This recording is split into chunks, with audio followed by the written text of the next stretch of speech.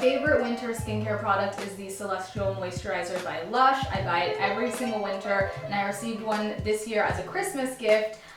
Before, my skin was very dull, flaky, super dry. You could see it in pictures and in real life, and now I've been using it for a few weeks and my skin is supple, hydrated, moisturized. I have like this glow now. I'm not breaking out as much, which is a plus, so it's definitely a little pricey, but totally worth it. I would have to say that my favorite winter skincare product is also a Lush product, and it is the Boucher de Noël that Punky got for me for Christmas.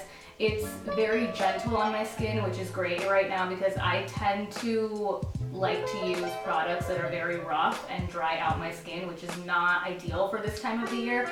So that is my all-time favorite.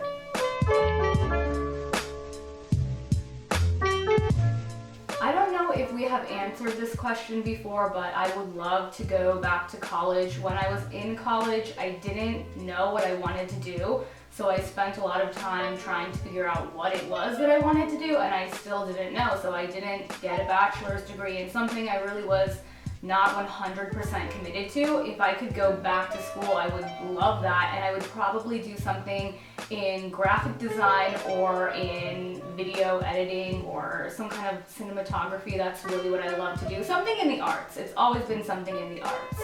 I would definitely go back to school if I had the opportunity, but I'm not looking to get into debt, so it's probably not going to happen anytime soon.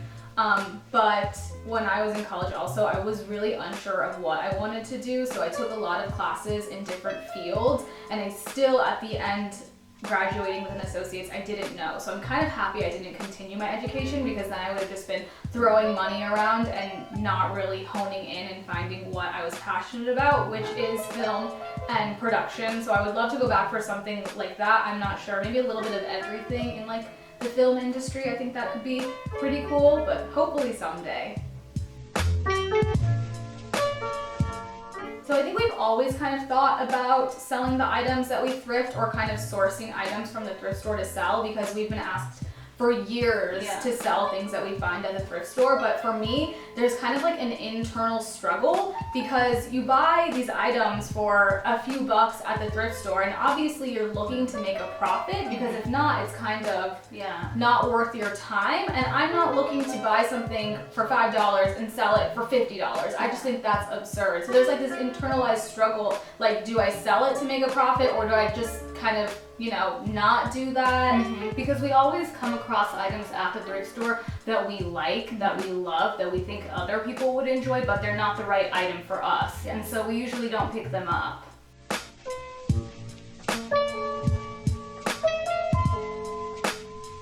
I think all of the pivotal moments in my life, I can't speak for Punky, have been things that are pretty hard and pretty sad to deal with. Our parents got divorced. Our mom was diagnosed with cancer, and then she passed away. Greg was diagnosed with cancer, and then he passed away. So it was kind of this series of unfortunate events that brought us to where we are today. And I think it's made me a stronger individual. And I always look back on things that have happened, and I find myself saying, well, why did that have to happen to me? Or why did that have to happen to us? And I'm the kind of person that likes to think everything happens for a reason. So I guess it forced me to become an adult, to have a reality check and see how the real world works. And the biggest thing that I've learned is that life is not fair. Whenever somebody says to me, well, that's not fair, life isn't fair, I'm like, hey, get in line. Yeah, life is hard. That's the reality. And I know that sounds harsh, but I think the moment that you start realizing that everything isn't, you know, daisies, and like, you can't see everything through rose-colored glasses. We have to have a wake-up call, and mine just happened to come when I was 20 years old. So I would also have to agree that the pivotal points in my life have all been low points.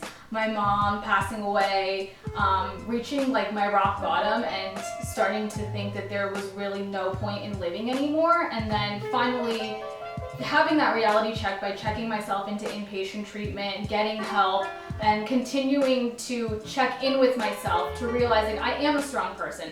I can take care of myself. This isn't the end of the world. Like, life has to go on, you know? Like, at the end of the day, it has to go on. I can't not do anything. So it's really shaped me to be who I am because I'm a lot stronger than I thought that I was. I'm capable of taking care of myself for the most part. I mean, sometimes I don't like to put away the dishes, but you know, I'm still learning and I'm still trying to become an adult, but all of those lows have really helped me reach the highest point that I'm at. My top 3 current favorite artists right now, I feel like that sounded really wordy and very bad. Use your words, Mel. I would have to say Solange, her album, I listened to it on repeat, and then Childish Gambino, and then I'd have to say A Tribe Called Quest. Those are my 3 on repeat. I listen to them all the time at the gym. I listen to them all the time at work. Everybody is probably like, please turn that off. You listen to the same thing over and over again. I would say one of my tops is Childish Gambino. Great album. An album that I was sleeping on was Starboy by The Weeknd, and one day they were playing it at work and I was like, oh my gosh, like this is a really good album. I want to listen to it and I'm really into it. I was kind of surprised. And then I don't really know who my third would be right now. I'm into the daily mixes on Spotify, so I'll just put one of those on and it'll just mix through all of the artists on my Spotify list and different songs that I haven't listened to. I'm into like Frank Ocean, Rihanna right now. I don't know, some of that kind of sound. So we are constantly bombarded with questions about our immediate group of friends. We met through work, and we all kind of clicked right away. And a lot of people always ask if we're gonna ever film videos with them. And I don't know, it'd have to be the right video. Yeah, Spicy Noodle Challenge is probably the right video for us. Yeah, I'm gonna burn my tongue off. But what are some of the things that you like most about our friends? Number 1, whenever I'm with them, I always laugh and I always have a good time, and they are a great support system. I think one thing that we all do is we champion one another. Yes. So I think sometimes they really look at us and they're like, hey, if you guys want to do it, you guys can do it. And sometimes we don't see that in ourselves. They're all we're all, I guess, very understanding. If somebody comes to the group with a problem, we're listeners, you know, we'll give our opinions, even if sometimes it's a harsh reality. And we're honest with one another. Yeah, we're very honest and open. So I think that's what makes and builds good friendships. Yeah. I think the most satisfying job for me was probably the first job that I ever got, and it was at Sunflower Farmers Market, which is now Sprouts, and I was a courtesy clerk. And I think what made it so satisfying is that I learned that if I do my job really well, people will not micromanage me, and I learned how to manage my time. I learned about being responsible. I think I've taken a lot from that job and applied it to all of the other jobs, even this YouTube channel, which although it's not really like my job, I still use a lot of those things that I learned at that first job here today in my everyday life too. I would have to agree. I would say my first job taught me a lot about the value of $1, working hard, not so much as saving because I didn't have really any responsibilities, but about working, also just being respectful to other people, working with other people in a work environment, and how that kind of translate into your everyday life, and just being able to talk to new people and meet new people, because I was very reserved and quiet when I first started, and I was able to make a lot of friends out of that I still know to this day.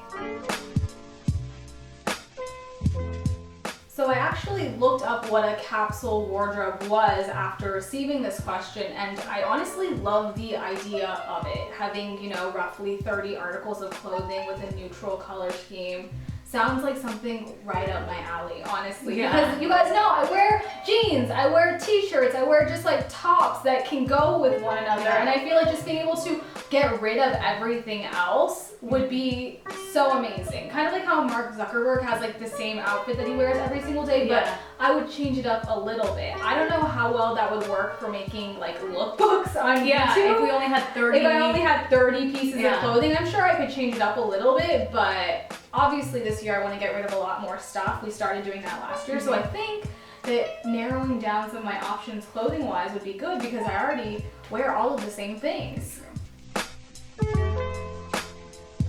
I think Amy wrote or said something that was really good about being single. Do not quote me on it because I'm not even going to say what it was that she wrote. But you can go look at her Instagram because that's where I saw it. And I think it was something about the word single and its definition and how it kind of has this negative connotation, and single is kind of seen as being alone, but I look at it so different. I'm not in a, relationship, a romantic relationship, but I am in a relationship with all of the people that I know, all of my friends who I consider my family. And just because you are single, not in a relationship with somebody, doesn't mean you are alone.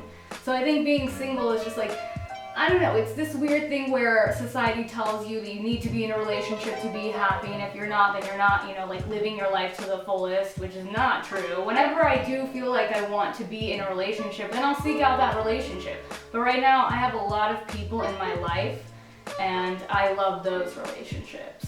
I would have to agree. I'm not in a romantic relationship either, and right now, I'm still working on myself. Yeah. I believe that once I'm comfortable in my own skin, have reached my fullest potential at the time, then I can seek out, a romantic relationship with somebody. But as of right now, I'm not ready for that. And I feel like you said society kind of pushes us to be in relationships because then we're considered alone. And being alone isn't a bad thing. Yeah. Being able to be comfortable on your own, by yourself, just with your own thoughts is something that takes time to get accustomed to and to be okay with. And I feel like we all should work on being alone first and being okay with ourselves before opening up to other people.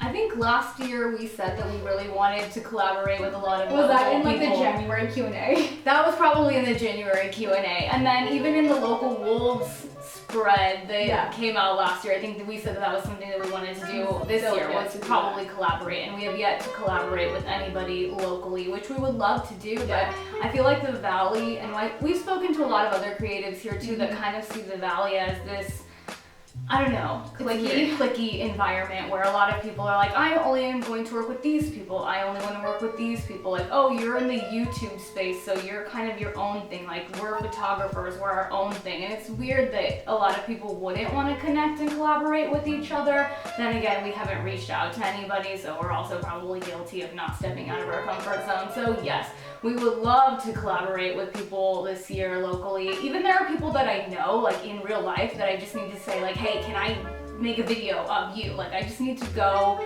step out of my comfort zone now and ask.